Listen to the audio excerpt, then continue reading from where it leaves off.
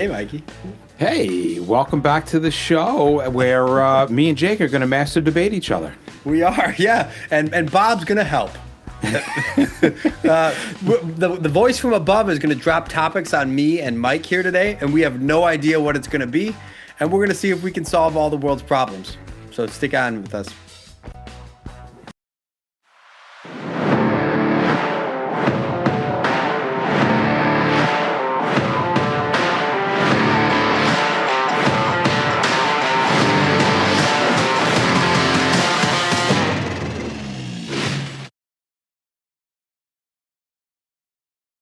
It's crazy. You look at those opening pictures, and I realized how old I've gotten so fast. It happens 1 year at a time. It just sneaks up on you. It really does. It really does. Welcome back, Jake, and hello to everybody out there in podcast land. Today, we're going to be going back and forth with a little bit of, I'm going to say questions from God, but it is going to be kind of like questions from God. Yeah, it's a three-letter name, God, Mob. But it's, yeah, I mean, we genuinely don't know what he's got in store for us, but he's going to serve it up to us from the voice from above, and we're going to see what we got for you. I don't know. I'm excited. Okay. Oh, there he is. First question. What is your worst case scenario? Oh, okay. Worst case scenario. Oh, I assume we're talking in hazmat, right? Not just like my life falling apart. Hazmat, yeah. Okay. Sounds good. Hazmat. Okay. I mean, the classic case inside of hazmat is something to do with HF, right? Everyone. That's kind of the boogeyman for everyone. I mean, but you can obviously get worse than that, right? If we think about nuclear bombs or, terrorist events, I think that probably supersedes an HF spill. But in terms of like a run-of-the-mill, something's getting outside of its containment and I have to deal with it. Yeah, HF definitely gives me the creeps, I would say. What about you, Mike? Well, so we went in totally different thought process directions here. When Bob said, what is the worst case scenario, I didn't think event. I thought things that happen on the event. And one of the worst things that ever happened to me, which was my kind of worst case scenario, was I was told facts in classroom and I absorbed them as true facts without previously checking them. And when I was on scene, I went back through my little Rolodex and I pulled what I thought was a true fact out and I used it on a run. And it turned out to be 100% false, to the point that the incident commander was able to turn around and call me out on being wrong on scene. And for me, that was my worst case scenario. I mean, I think I concede nuclear bomb. That might be worse. To drop a hot fact and have it be totally wrong, that's pretty painful. Oh, yeah. And I gave the fact with such like, a lot of times it's not, especially when you're on scene and you're dealing with incident commanders, you're dealing with operations people, like you have to have an air of like, no, I'm right. I know what I'm talking about. Like, trust me. Like, this is the path forward that we move. And you do that to give a sense of confidence because the incident commander's got to make decisions based upon you things that you say. So I gave this information with this air of confidence, like, trust me, come with me, my brother. I shall make it right. That kind of yes. I know. And yeah, totally wrong. In fact, he kind of looked and he's like, I don't think that's right. And within about 30 seconds of him doing some quick background check, he's like, yeah, no, that's totally not right. I lost all credibility in that moment. And for me, that was the worst case scenario. I will handle I'm not saying I can fix anything that comes our way, but I feel like scenario wise, we could handle anything that is thrown at us. But that was my worst case scenario. I love on the flip side, I really take the question right down on the nose, right? Like, oh, what would be the worst thing? You're like, I just don't want to be embarrassed in front of my friends, right? Like that's the biggest concern, right? And what the reality is, like, we go to all this training, we go to all this schooling, we train for our whole career just to have those moments where someone's like, who knows the answer? And you're like, I do. And that moment is so glorious. But man, when you fall on your face in that moment, it couldn't be a farther fall. It's man, instant karma it's a cruel mistress, man. Cruel mistress. So I think that I'm now going to take Mike's side and agree that public embarrassment is the worst disaster anyone could be involved in. All right, back to the voice from above. Bobby, give us something. All right. What do you want more? A meter with 10% left on it or a cylinder with half the air in it and there's a mayday? Am I the mayday or is it? Yeah, wait, or where is am it I in somebody this else? situation? Anybody, whatever you want. I would rather have the cylinder with half of a. Yeah, I think I would rather have the cylinder with half air because, like, at least then my legs work and I can just leave, right? I mean, granted, who knows what's going on in this theoretical Mayday situation. If it's my Mayday, then, you know, I can breathe for a long time off half of an hour bottle. But if I have if I'm in a situation and I have a meter that's going to die, all of a sudden I know nothing. And I mean, I guess I could leave that situation just the same, but I mean, half a bottle of air is pretty good amount of time for me. What do you think, Mike? Yeah. I'm going to say that the meter is not that big of a deal because, all right, so we'll just work my logic with me here, right? Our meters tell us almost nothing to begin with, right? Our 5-gas meter tells us flammability and like 3 chemicals that exist in the world, one of which I can do without at 16%, or I cannot do without until 16%. CO I can last a little while, and hydrogen sulfide is hydrogen sulfide, right? So if my meter fails, like, I've never been in a position where, like, if I didn't have my meter, it was the end of the world. I've been in positions where if I didn't have my air, that would be the end of my world. So I think if I had the option, I would have my meter die out versus my air dying out. And I'm a lot fatter than you, so I go through more air. It would, I mean, functionally, if my meter dies, it doesn't change the environment at all. It just changes my ability to know what's around me. And if I'm in the proper PPE to begin with, then I just extricate myself and then we're on with the day, right? It's not mission critical for me to know. It's mission critical for me to know if I'm going to be still taking actions, like if I don't have another option. But if it's just a matter of, extricating myself based on the idea that I can't see what's around me, then that's just pretty easy logic, I would think. I got a question for you, Jake, because I was in a very, very, very large department, right? Like when I tell you that our 5-gas meter, that the department had hundreds, if not thousands of them, I'm like not being facetious in any way, shape, or form. You come from a smaller department and you are surrounded by much smaller departments. What would happen? How would you operate and function if the only meter that you had for a situation went down? Like, what's the contingency plan? It would, if we ran out of meters where I work, we'd really be in a bad spot. Okay, all right. So you're not. So we're not at that small. Like we have. Okay. We are the biggest hazmat team in the state. We have plenty of stuff. But if you play that hypothetical out, right? Say we go out into the sticks. And now, you're 2 hours away from the nearest metropolitan area or like populated place, and your meter runs out. The question becomes, it depends, right? Well, is it a thing that we suspect to be one of the things on our 5-gas meter? If it's not flammable, and it's a liquid, it probably isn't going to be detected on it anyways. So it probably doesn't matter. I mean, it doesn't mean that you're, you could navigate it. You wouldn't want to. Ideally, you'd probably try to get the wheels spinning towards getting one to you. But you probably could navigate quite a few different things. I mean, it depends what else you have. Do you have papers? Do you have, any other sort of monitoring or metering or sampling tools? Right? I don't know, but I kind of would think that we would like just trying to put myself in that situation. Like, okay, crap, I just ran out of meters. What would I do? What if you assumed the worst and operated accordingly? Right? Like I've got a gas leak and I know I have a gas leak and my meter goes out. Well, what if I just act as if I'm constantly hitting an action level? So now what would I do if I had hit the action level with gas? Well, I would change out the environment. environment. So I move forward, changing out the environment, operate from there. My only thing that would be difficult is I wouldn't know whether or not that action corrected the atmospheric condition.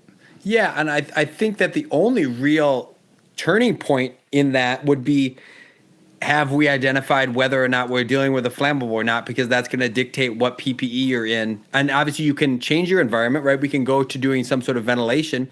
But if you think about gas, like gasoline, you're like, okay, we know it's flammable. We don't even need a meter for it because we know that if we're in a certain distance of it, we're going to be in a flammable range anyways, right? Right. But if we didn't know if it was flammable versus non, that would be the only kind of, it would make PPE selection really difficult, and it would make, how much interaction would I be willing to have with it kind of a little hairy if we didn't have a meter.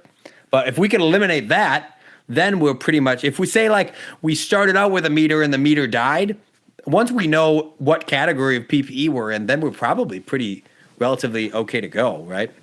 Yeah, I mean, like if I was going on a chlorine leak, I really don't actually need to have a chlorine meter to get in a level A, to go down range, and to perform a function. Yeah. So I guess in that kind of scenario, it really doesn't matter. Yeah, it's a nice to have, not need to have, unless you're dealing with a true unknown where you don't even know what kind of category or class material you're dealing with. Right? If you but how often are we going on a true, like, we have no idea what the hell we're dealing with at all? There's no information, there's no placarding, That's true. We always know something, right? Like There we should always be. know that we're about to do the next set of advertising. That was smooth. Yeah, you like that. Today's episode is brought to you by Rigaku Analytical Devices, who are the folks that have been perfecting the 1064 nanometer Raman longer than some of you have even been doing hazmat. And they just launched their 4th generation handheld analyzer, the Icon X, which is built specifically for the real world crap that we have to deal with on a regular basis. I'm talking like dirty powders, mixed materials, dyes, colors, all the things that throw our other instruments into a temper tantrum. And the 1064 nanometer laser means reduced fluorescence, so you get fast, reliable chemical ID in under a minute instead of staring at a blank screen wondering what the hell went wrong. And we're not talking about like, oh, they just upgraded the software. No, none of that. It's a whole new platform, which means it's a whole new toolbox. It's going to support its own accessories, including a standoff analyzer, so you can get answers without getting too close. If you want an analyzer that's been evolving right alongside with the hazmat world, check out Rigaku's newest Raman at rigakuanalytical.com. Hey, Mikey, you know what I love about the city? Leaving the city when you're done being in the city? That's what I love about this. Actually, no, my new favorite thing is these e-scooter gangs. Oh, the e-scooters, yes, because nothing screams hazmat like a moped with a battery that's about to go nuclear. Well, that's where Obexion FR saves the day. Yes, it is lightweight, mobile-friendly, and designed for first responders because the last thing we need is that extra weight when things start heating up. And let us not forget that it's been third-party tested to lower toxic gases below IDLH levels. So you could actually breathe while putting out the scooter fire. Guys, don't breathe while putting out the scooter fire. No. And if you need more, Obexion FR comes in pallet size and certified poly drum kits. Which is great when you think to yourself, holy crap, we're going to need a lot of this. Well, protect your team and your lungs. To learn more, go to hazmatguys.dgeo.com. That's hazmatguys.dgeo.com. All right. So we've covered the first two. We're back to the voice of God from on high. What do you have? All right. What's worse, a boss with a power trip or multiple weak team members? Ooh, man. It's a real Sophie's choice. Wow. I'll let you take this one first, Mike. Okay, Go for it. I'm going to go with weak team members. All right. I'm going to go with weak team members. All right. Well, just, okay. Repeat the boss one again. What's worse, a boss with a power trip or multiple weak team members? Yeah. Definitely. Okay. Yeah, this is not a problem. It is the weak team members. Mainly because I could give two shits about the boss and their attitude when all is said and done. If I've got somebody who's on a power trip, I'm just going to ignore the power trip and I'll deal with the consequences later. I can always justify my actions later on, right? As long as I know that I'm operating within the rules that the rule book puts out, and as long as I'm not doing something illegal, and as long as I can justify my decisions, I'm okay having a chief of department come down and yell at me and scream. I know I can justify the actions. I cannot operate well if the rest of my team sucks. Like the operation actually will fall apart. The operation won't fall apart if I've got a shitty boss.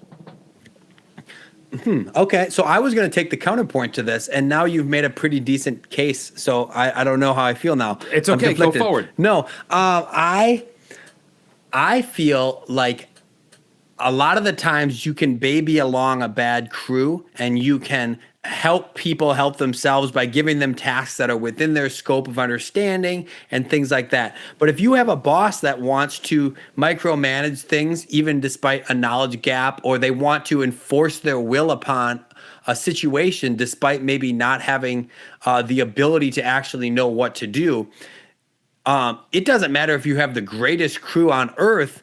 If you have somebody that's going to micromanage them and tell them to do the wrong thing, you can really run into a serious problem. And one of the greatest things that someone managing a hazmat scene can do from a chief level is understand what they know and don't know, and be willing to hand off the reins to someone that knows more. And it takes a fair bit of humbleness and to make that happen, but the chiefs that make that choice end up having scenes that run much better when they identify who their players are and let them do the job that they are trained to do.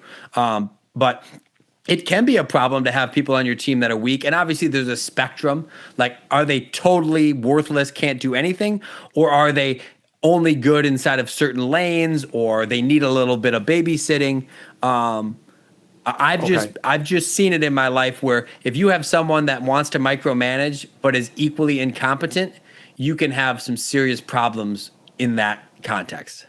That's assuming that they are listened to. All right, let me give you a scenario. Let me ask what you would do in this completely hypothetical situation that never ever happened in Staten Island. Okay, so you arrive on scene to a highly densely populated area. That's key to this part, and there is a propane tank that is leaking.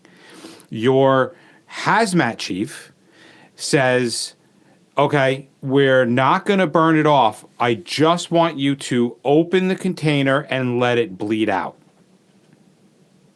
Okay. We're just going to empty the container. So here's a boss, right? That's now we at the time, not that this happened, but in this imaginary situation, we had a covering boss, right? So nobody would be looking at that point in time for the covering boss to push back against the chief. Like we would never expect somebody to potentially ruin their position as a new boss by going up against the chief. So you've got this chief who's like, no, we don't want to do a burn off scenario. That takes too long. Let's just open up the tank and let it bleed out. And this was propane? Propane, yeah. 20 pounds, 20-pound cylinder, or how big? 20-pound cylinder of propane. And so his proposal is just to open it and just blast propane into this area. Yes, because once it's empty, it'll stop leaking. Okay. Again, completely hypothetical situation that never happened to me. First up, bad idea. Secondly, so I guess now you're dealing with not a hazmat scenario. You're dealing with a personnel decision. Like, this is clearly a bad choice. How do we navigate this and not bruise this chief's ego, right? Any more than it, the question is, the next layer is, well, does this chief take feedback very well? Not particularly. Okay. And so, I mean, I think that if it's up to me, I would make a proposal that's different and say, you have to go up against it, because the risk of following that plan is too high. And if you do it and then the consequences that are potential occur, they're only going to come looking for you. They're not going to probably come at that chief. So Agree 1,000%. So I don't know how you necessarily get from point A to point B. I would be interested in what your hypothetical situation played out as. But I think that you can't do the plan because the plan is the consequences are too great. So you have to somehow circumvent the poor planning. It also takes so long to set up, like flaming off the container or whatever you were going to do, that you're going to sneak it past them. So you're going to have to address it in words at some point before the whole operation gets set up. I don't know. How did the hypothetical situation, how would it have played out hypothetically? Hypothetically, how did it play out? Yeah. It played out by somebody saying, "We're not doing that," walking back to the rig and flaring off the propane against his direct orders. Okay. And how did that work out hypothetically? It hypothetically worked out fine because the decision was completely justifiable after the fact. Where it was like, okay, I have solid reasons why, like, I can't, like, morally I can't do that, right? I can't put an entire, block in danger, especially a highly populated block.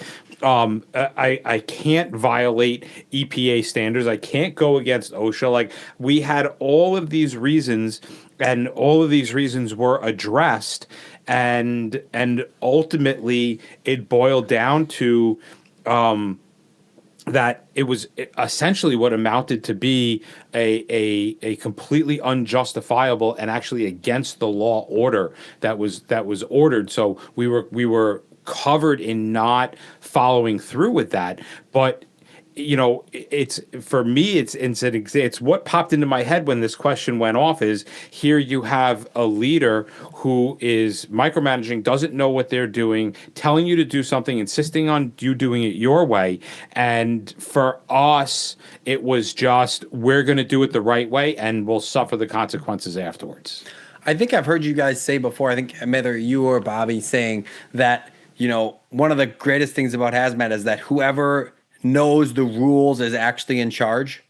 Yes. Right? Like, it doesn't matter. The rank structure falls apart a little bit because ultimately the person that's the smartest and knows the rules the best ends up being in charge. And that seems to be that principle kind of playing out in practice, hypothetically. Yeah. It hypothetically, of course, and it pretty much did, and because that was such a strong example of, like, basically, I told the people who were questioning me on what happened afterwards, I told them what happened, and they were like, really? He wanted to just let propane loose? Like, it was such a clear, like, overstepping of what should be done that I was safe.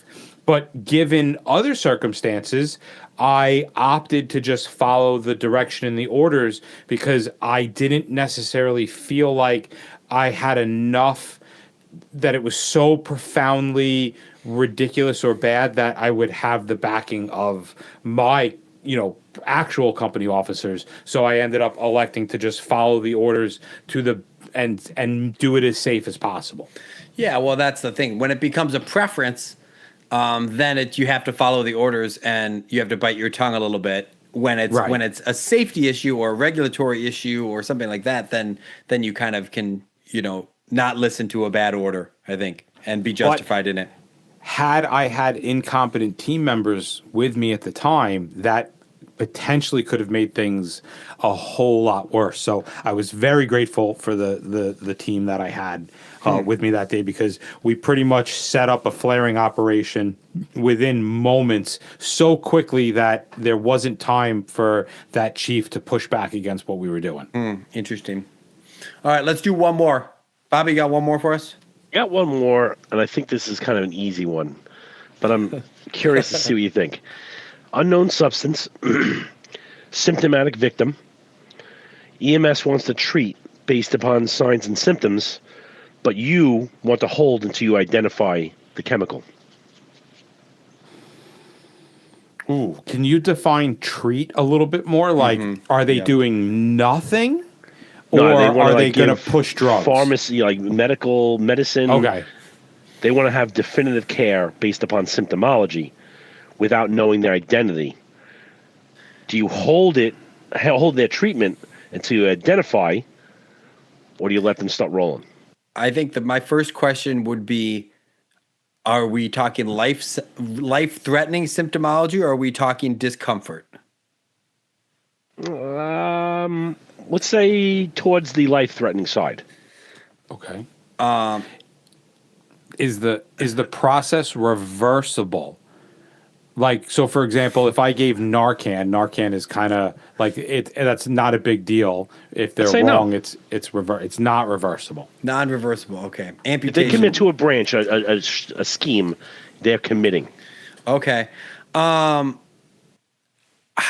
this is the funny thing about a theoretical like this is that, like, I think this is actually indicative of like me and Mike's understanding of the topic, is that it becomes a series of questions, right? Yes, absolutely. It's like, oh, well, I still have to ask 1,000 questions to get to my decision, right? Because and if you're even just a little bit more advanced, the questions that we're asking become a learning point in and of itself, right? Like, why are you asking that question? Yeah, and I think it's interesting that we found ourselves both following the same line of thinking, which was like, all right, well, I have like 20 extra questions to get in this hypothetical scenario, because that is the process, right? The process is, it's always depends. It's like, like, well, what is the symptomology? What, like, how confident and unique is this symptomology to the treatment method? Like all these things come into that decision. To even say, I would venture to say that without specifics, it might not be an answerable question. I would agree with that. I think, all right. So in the grand scheme of things, I am not a medical professional in any way, shape, or form other than push, breathe, don't touch the blood. Like, that's pretty much the extent of my medicine. I did ALS stuff years ago, but I'm certainly not going to pretend like I even remember any of that. So I'm going to go with, in order for them, if they're doing something hazmat related, more than likely there's no standing protocol for it. If there's no standing protocol for it, then that means that they've been in touch with a doctor, and a doctor actually made this decision. And from a medical point of view, I don't really think I have much to push back on with a doctor.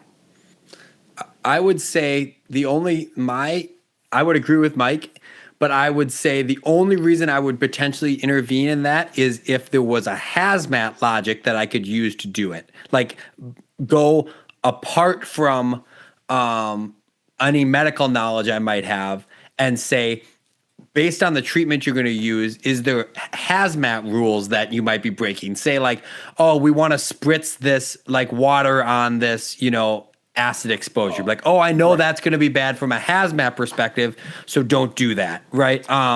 But if it's not breaking any flagrant hazmat rules, I would defer to the medical knowledge, which is beyond me. I think that's probably a fair take.